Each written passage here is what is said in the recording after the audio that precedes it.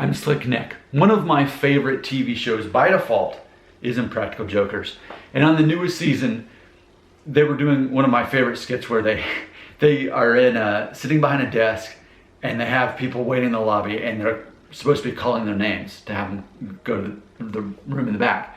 And they're just absurd names.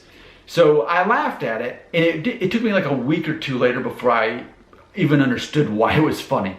So, and I believe it was Sal, and he said, small, medium, fat?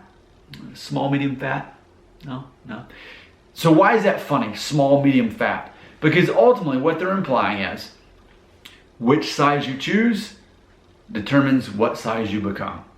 So if you have 3 options for food, and you choose the small size, you're more likely to remain small. Medium, you're most likely to remain medium.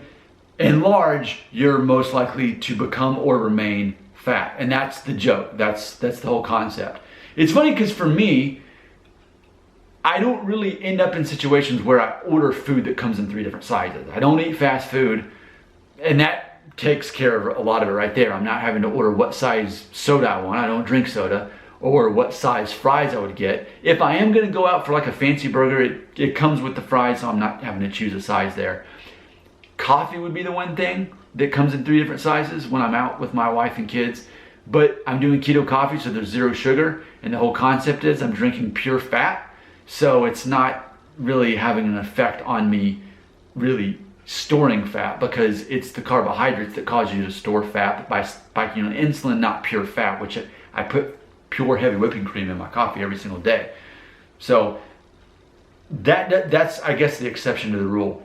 But just to unpack this a little bit, it is interesting to think that we are in the situation where we get to control how much of what we eat as it relates to what our body is going to become. Because ultimately, when you're carrying around excess fat, you're carrying around excess potential energy. And so some people, in fact, most Americans, carry around too much potential energy, more than they're actually ever going to use or need.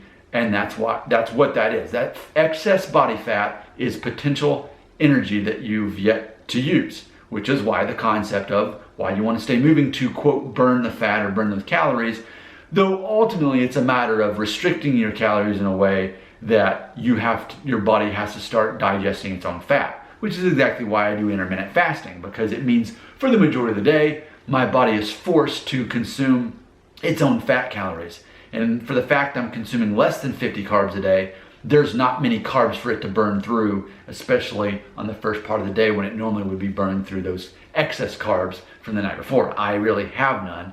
So day by day, my own body is digesting this body fat that I've got right here. But that is an interesting concept. And like I've recently said in videos before, as you get older, you begin to accept reality for what it is. And that is that ultimately most things in life you cannot control. But most people focus on the things they can't control. And the things they can control, they pretend that they don't have control over those. We control our time. We control our energy. We control our emotions. We control our fitness ability. We control what we eat. And that controls our health to a large degree. But most people choose not to focus on that. They choose to see themselves as the victim and think that they don't have what it takes to reach the goals of other people. Like me, for example. Because I'm telling you, go back on my channel. Go back to, what year is this? This is July 2021. Go back to January 2020. Go back to 2020 as long as it's over a year ago. Go back to April 2020. Go back to June 2020. January. What you're going to see is a different person. You're going to see me, but it's not going to look like me. And it was me after I just started going to the gym after COVID started, and I was new at it. I hadn't really changed my diet in a way that was going to get me these results that I've gotten so far. And it's funny because I have realistic goals. I'm not trying to be super buff. I just wanted to cut my body fat, and I wanted to maintain that and remain in that situation. And I've been able to do that. The whole concept is small, medium, fat. You get to decide that day after day by what you choose. So maybe it's not so much just the portion control. That is part of it. But you control more than you think. Your comments, right here.